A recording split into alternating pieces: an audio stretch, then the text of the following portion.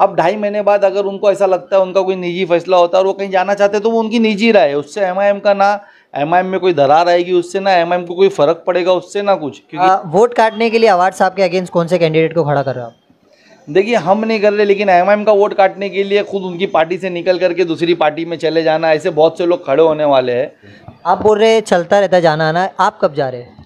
Mumbai TV, हर खबर सच के साथ। मैं हूं अफजल शेख और आप देख रहे हैं मुंबई टीवी। जैसे चुनाव नज़दीक आता है वैसे एमआईएम के कुछ राजनीतिक हलचल जो है वो तेज़ हो जाती है।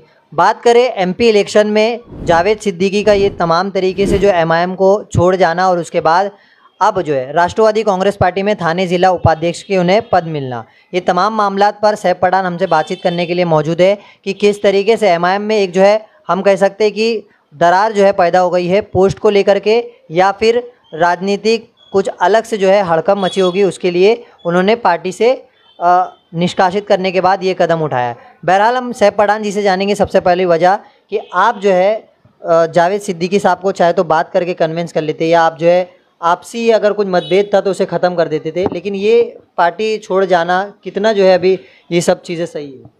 जी, अस्सलाम वालेकुम रहमतुल्लाह बरकातहू। देखिए कैसा है कि अफजल भाई कि पार्टी ने उनको 2.5 महीना पहले जब एमपी इलेक्शन था उस वक्त उन्होंने पार्टी की यानी पॉलिसीज़ के अगेंस्ट जाकर के फॉर्म भरा था, उस वक्त पार्टी से निकासी कर दिया था और उस वक्त उनको पार्टी से निकाल दिया था। रही बात जैसा आपने कहा, आपने शायद बीच में मेरे एक आध इंटरव्यू आए थे तो मैंने उसमें कहा भी था कि हमारी बातचीत हुई है उनसे और हमने उनसे कहा है कि आपने इतनी बड़ी गलती की है, डायरेक्ट आपको कैसा ले जाए, आप माफ़ीनामा जाहिर करें, आपका क्या आप बताएं लोगों में आकर के कि आपको गुमराह किया गया था और आप उसमें गलती कर दिए। तो उन्होंने मुझसे कहा था कि मैं जल्दी ये करूँगा और उसके बाद आप पार्टी में वापस प्रवेश करूँगा। अब 2.5 महीने बाद अगर उनको ऐसा लगता है उनका कोई निजी फैसला होता है और वो कहीं जाना चाहते हैं तो वो उनकी निजी राय है। उससे एमआईएम का ना एमआईएम में कोई दरार आएगी, उससे ना एमआईएम को कोई फ़र्क पड़ेगा, उससे ना कुछ। क्योंकि ये एक बहुत बड़ी सोच है, ये बैरिस्टर असदुद्दीन ओवैसी की सोच है पूरे हिंदुस्तान भर में, जो एक पार्टी की शक्ल में चल रही है, एक मकसद के लिए चल रही है। तो इसमें यानी लोग आएंगे और जाएंगे, इससे कोई फ़र्क नहीं पड़ेगा। लेकिन सिर्फ जाहिर है ना, अगर नफीस अंसारी को देखा जाए या जावेद सिद्दीकी, उनके पास कलवा मुमरा के ट्रेजरर की पोस्ट थी, तो ऐसे चेहरे जा रहे तो कहीं ना कहीं जा रहे तो आपको भी लग रहा होगा ना कि कम हो रहे हैं। देखिए, आप उसके अगेंस्ट देखिए कि असलम अंसारी जैसा चेहरा जो है ना कभी समाजवादी में था, बाद में राष्ट्रवादी में था, वो पार्टी में आया। शोएब डोंगरे जैसा एक यूथ यानी वो पार्टी में है। तो ऐसा नहीं कि पार्टी से जाए जा रहे, पार्टी में आए जा रहे। कलवा से रिजवान शेख भाई है, कलवा में एक यूनिट हमारी तैयार हुई, वहाँ से एक यूथ की टीम हमारी तैयार हुई, वहाँ मैंने तो पार्टी भी हमारी ग्रो कर रही है। ठीक है, ये इलेक्शन आएंगे तो कुछ लोग यहाँ जाएंगे, कुछ लोग वहाँ जाएंगे, चलता रहता है, ये चलता है। लोगों की सोच की बात है कि लोग यानी यहाँ एमआईएम में आके फेम बनाते हैं, नाम बनाते हैं और उसके बाद यानी दूसरी पार्टी में जाते हैं, उनकी सोच है। लेकिन बहुत से लोग उसी तरह से हमारे पास आते भी है जुड़ने के लिए। आप बोल रहे चलता रहता जाना आना, आप कब जा रहे हैं? देखिए, मैं 2014 से, मैंने आपको पहले भी कहा है कि मेरा कोई पॉलिटिकल बैकग्राउंड नहीं रहा है। मैंने एमआईएम की सोच देख करके, बैरिस्टर असदुद्दीन ओवैसी साहब और अकबरुद्दीन ओवैसी साहब की सोच देख करके, एक हमारे यानी कौम के लिए, गरीब पिछड़े लोगों के लिए जिस तरीके से वो आवाज़ उठाए, तो देख करके मैं उनसे जुड़ा और मैं पॉलिटिक्स में आया, तो मैं उनके साथ आया हूँ। मैं पहले कोई पार्टी से जुड़ा हुआ नहीं था, तो मुझे नहीं लगता कि मैं कोई पार्टी में जाऊँगा। मैं इनके साथ काफ़ी खुश हूँ और यानी जो सोच से हमने काम किया शहर के लिए, हमको लगता था एमआईएम के साथ जुड़ करके हम शहर के लिए बहुत कुछ कर सकते हैं और हमने किया भी है।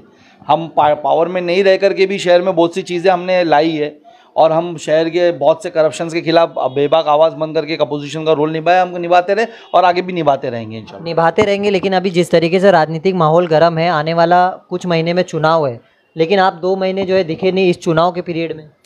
देखिए कि आपको शायद पता नहीं होगा या शायद आपको पता भी कि आपकी भाभी एडमिट थी 2 महीने से, तो मैं वहाँ हॉस्पिटल के चक्कर में था। अगर ये किसी पे भी, किसी के भी अगर पर्सनल प्रॉब्लम अगर आ जाएगा तो वो पहले फैमिली की तरफ जाएगा। मैं वहाँ पर था और ठीक है, इससे कोई फ़र्क नहीं पड़ता। मैं पिछले 10 साल से एक्टिव हूँ।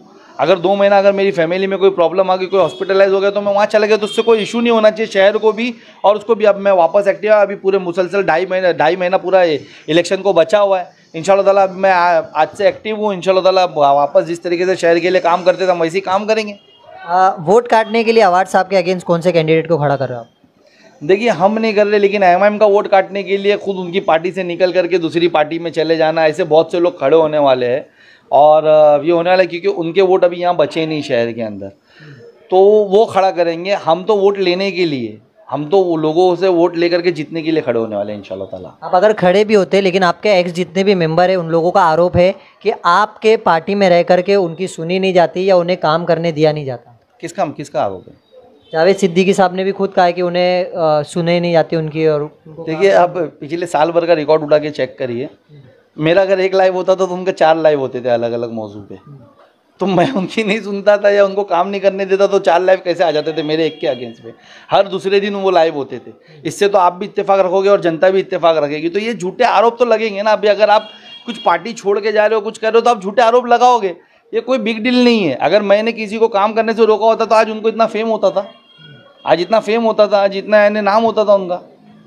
तो पोस्ट जो मिल गई है, आपको क्या लगता है पोस्ट का भी कुछ है? क्योंकि वो खुल करके आरोप लगाए थे जब एमआईएम पार्टी में थे, काफ़ी उन्होंने ऐसा आरोप लगाए थे कि मुमरा को बर्बाद कर दिया गया है या मुमरा में विकास के नाम पे विनाश हुआ है।